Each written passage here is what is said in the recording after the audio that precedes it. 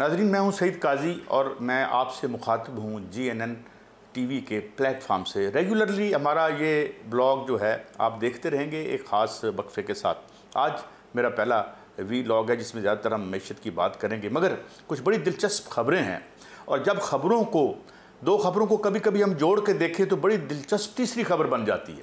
तो आज मैं अपने इस व्लॉग का आगाज़ करूँगा दो खबरों से। एक खबर तो ये है कि हमारे इसी इलाके में, साउथ एशिया में जो मुल्क डिफ़ॉल्ट हुआ है श्रीलंका, उसने आज एक स्कीम का ऐलान किया है और उसका कहना यह है कि बल्कि उन्होंने ऑफ़र किया है कि $1 लाख अगर आप इन्वेस्ट करेंगे तो गोल्डन वीज़ा आपको मिलेगा 10 साल के लिए।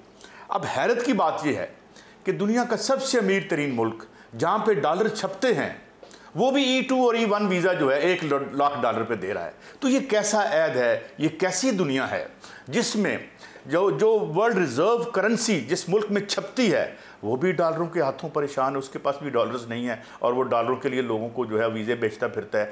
और श्रीलंका तो तो ये क्या दुनिया है, ये कैसी माशी दुनिया है जिसमें हम कदम रख चुके हैं। और मैं ख़ास तौर पर पाकिस्तान के रेफरेंस से बात करूँगा। ये दो मिसालें तो मैंने दी क्योंकि अभी रिसेंटली आपने देखा कि हमें जो IMF ने $2 बिलियन का हमारा प्रोग्राम जो 23वां प्रोग्राम है उसमें $2 बिलियन ऐड कर दिए। इस हुकूमत पे भी मेहरबानी की और अपने तीन हमारे ऊपर भी मेहरबानी की और ये 23वां प्रोग्राम है। तो आज हम ये बात करेंगे कि क्या दुनिया में कोई ऐसा मुल्क था जिसने IMF का प्रोग्राम लिया हो और कभी उसने अपनी गुर्बत से, अपने मसाइल से बाहर निकला हो। मेरा ख्याल है इसका जवाब नेगेटिव में है, अगर कुछ जितनी मैंने तहकीक की है। इसके साथ साथ दूसरा सवाल जो पैदा होता है कि हम एक मरीज़ को 23वीं दफ़ा वही दवा दे रहे हैं। और मैंने बहुत लोगों से बात की, मैंने डॉक्टर इकराम उल हक से बात की, इशफाक हसन खान साहब से बात की, मैंने इवन सलमान शाह साहब से बात की, मैंने हफीज़ पाशा साहब से बात की कि एक दवाई जो एक मरीज़ को आप 23वीं दफ़ा दे रहे हैं, ये 23वां प्रोग्राम है और उसके नतीजे में हमारी कमर जो है वो उसके ऊपर इतना बोझ है इस वक्त कर्जे का कि हम, और इसके साथ हमारे साथ दूसरा हाथ क्या हो रहा है कि जो कास्ट ऑफ डूइंग बिजनेस इस मुल्क में ऊपर चली गई है। जिस कीमत पे हम इन प्रोग्राम्स की वजह से बिजली बेच रहे हैं, क्या इस बिजली की मदद से यहाँ इंडस्ट्रियलाइजेशन हो सकती है या कंज्यूमर सुख का सांस ले सकता है? तो आज, और फिर ये एक पहलू है हमारी मैशत का। वैसे तो बहुत ही इंस्टेबिलिटी है, बहुत लड़ाई है, रूलिंग एलीट आपस में बड़ी लड़ रही है। ताज़ा एक नई हुकूमत भी आई है। आज सऊदी अरब दोबारा हमारे नए PM साहब गए हैं, एक बहुत बड़ा वफद लेके गए हैं और वहाँ से भी कुछ छोटा मोटा वेंटिलेटर, मैशत का वेंटिलेटर लेके आएंगे। तो क्या हमने, हमारी नस्लों ने, ये सारी जो हमारी तारीख है आने वाली, या उसमें हमने माशी वेंटिलेटर पे ही रहना है? हम कभी एक खुद मुख्तार कौम नहीं बन सकेंगे। किस चीज़ की कमी है इस ज़मीन में? अगर हम बात करें 60,000 से ज़्यादा मेगावाट से ज़्यादा बिजली सिर्फ हम कश्मीर की रिसोर्सेज से पैदा कर सकते हैं।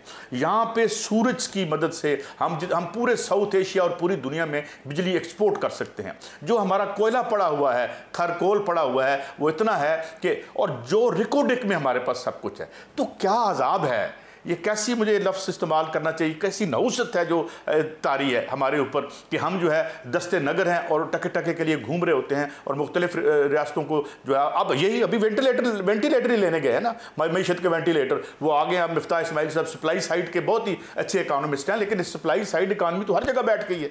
किसी अमेरिका में अगर वो काम नहीं कर रही तो यहाँ कैसे काम करेगी? तो एक तो ये। दूसरी बात ये कि नाज़रीन, ये जो हमने WTO साइन किया था और जो दो रजीम थी, first regime of IMF reforms and second regime of IMF reforms, ये दोनों की थी किबला एक बैंकर थे, वो अमेरिका से इंपोर्ट करके यहाँ हमारे वज़ीर आज़म बनाए गए थे, जिनका नाम था शौकत अजीज़ साहब। उसके बाद हमने क्या किया? अपनी लोकल इंडस्ट्री को बर्बाद करके रख दिया, फ्लड कर दिया अपनी मार्केट्स को। किससे? फॉरेन गुड से। मतलब मैं कहना चाहिए कि यानी कि कुत्तों की जो खुराक है वो आ रही है, सारा सब कुछ हम मैंने बात की 3-4 लोगों से, बड़े लोगों से बात की जो सप्लाई साइड के आदमी हैं, मतलब वो कोई इनकलाबी मैशत के आदमी नहीं है, इसी मैशत पे जो है यकीन रखने वाले हैं। वो कहते हैं जनाब 30 से 40% हमारी ऐसी इंपोर्ट्स हैं, अगर हम वो ना भी करें तो हमें कोई फ़र्क नहीं पड़ता। जो नॉन डेवलपमेंटल इंपोर्ट्स, जो रॉ मटीरियल नहीं है, जो यहाँ इंडस्ट्री में इस्तेमाल नहीं होता, उसको बंद क्यों नहीं करते आप 6 से 8 बिलियन डॉलर पर चले गए। ये कौन पे करेगा?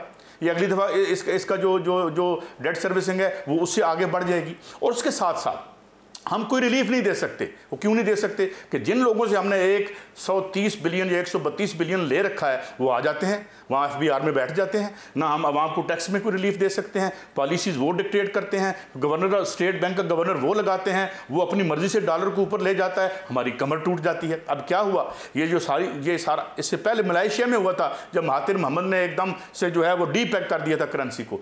एक जॉर्ज सोरोस बहुत बड़े सरमाएदार हैं, उन्होंने हिट किया था मलेशिया की 90s की बात है, तो उन्होंने डीपैक कर दिया था और उन्होंने कहा था कि मैंने जो कई दहाइयों की जो मेरी स्ट्रगल थी मलेशिया को एक तरक्की याफ्ता मुल्क बनाने की, चंद दिनों में इन सट्टेबाजों ने उसको बर्बाद करके रख दिया। तो ये सवाल हम इसलिए उठा रहे हैं कि ये ज़्यादा दूर नहीं है यहाँ से आपका ये जो श्रीलंका है, 90% से ज़्यादा लिटरेसी रेट है, बेशुमार रिसोर्सेज हैं, उसकी खूबसूरत बीचेज़ हैं, टूरिज़्म की एक इंडस्ट्री है, उसका बेड़ा गर्क कर दिया जिन पॉलिसियों ने। वो पॉलिसियाँ हमें कैसे, तो क्या हम रीविज़िट करने को तैयार हैं, रीथिंक करने को तैयार हैं? हमारे जो बहुत से लोग मैशदान हैं, आमतौर पर मुझे बड़ा अफसोस भी होता है कि वो TV पे आके बात नहीं करते। वो इसलिए बात नहीं करते कि ज़्यादातर तो अपने रिज्यूमे लेके आलमी मालियाती इदारों के कॉरिडोर में धक्के खा रहे होते हैं। हम जिस तरह हफीज़ शेख ने कहा था कि जी जो IMF पे तनकीद करते हैं या वर्ल्ड बैंक पे तनकीद करते हैं, उन्हें तो कोई जो है अंदर दाखिल ना होने दे इनके कॉरिडोर्स में, इनके दफ्तरों के कॉरिडोर में। बिल्कुल ठीक कहते हैं वो।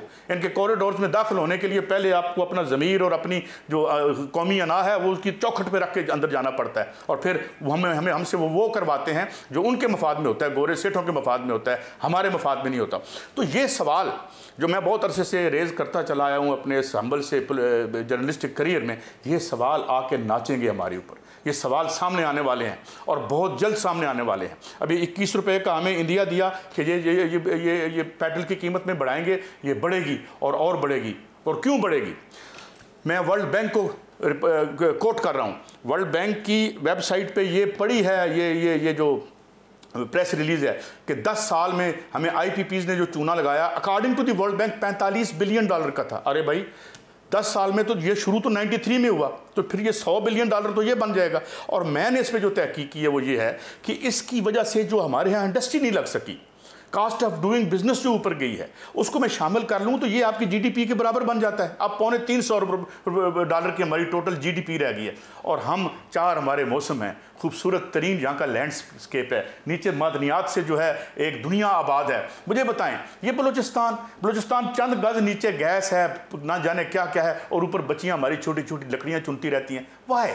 Something is terribly wrong with this system. और हमें मैं कोई मैं इंडोक्ट्रिनेट नहीं कर रहा, मगर इस पर हमें सोचना तो चाहिए कि जब हमारे पास ये सब कुछ है, नो है, हमारे बच्चे जाके यूरोप और अमेरिका में जो है वो इलाज करते हैं और दुनिया के सबसे आला डॉक्टर बनते हैं, इंजीनियर बनते हैं, तो यहाँ क्यों नहीं है? तो there is something terribly wrong, and what is wrong, इसी पे हम बात करते रहेंगे। क्योंकि आजकल बातें क्या हो रही हैं, ओ जी खान साहब ने ये कर दिया, मियाँ साहब इधर आ गए, ये ठीक है, बड़ी अहम बातें ये भी होंगी, मगर असल बात यह है कि क्या हमारे बच्चों का कोई मुस्तकबिल है? इससे क्या हम एक सनती अमन की तरफ बढ़ रहे हैं या एक सनती बर्बादी की तरफ बढ़ रहे हैं? क्या हमें इस माशी मॉडल को रीथिंक करना पड़ेगा या नहीं क्या हमें अपनी इंडस्ट्री को बचाना पड़ेगा, या हम खोल दें दरवाजे? बिल्कुल इसी तरह से मेरे उस्ताद कहा करते थे कि ये निज़ाम तो इनका ऐसा है कि बिल्कुल ऐसे है कि शाम को फ़ोन आ जाता है कि अपने दरवाजे खोल दो, डाकू आ रहे हैं। इसका क्या मतलब है? टैरिफ नीचे कर दो। जो चीज़ें हमें 1 बिलियन का आपने दे रखा है, बड़ा आपने हातम ताई की कब्र पे जो है वो माशाल्लाह लात मारी है कि ये 1 बिलियन हमारी उधर है, और इधर जो मर्जी ले आते हो, हम तुम्हें रोक ही नहीं सकते, ना हम टैरिफ लगा सकते हैं। WTO ने पहले हमारे गैट ने हाथ बांधे हुए थे, अब WTO ने बांधे हुए हैं। तो नाज़रीन, ये मेरा आज से आगाज़ था, हम इसी मौजू पर बातें करते रहेंगे और हम बातें सियासत की भी करेंगे, मगर बात यह है कि ये बात मैं अर्ज़ कर दूं, ये मुगालता निकाल दूं अपने आखिर में कि इकनॉमिक स्टेबिलिटी पहले चाहिए, फिर पॉलिटिकल स्टेबिलिटी होगी।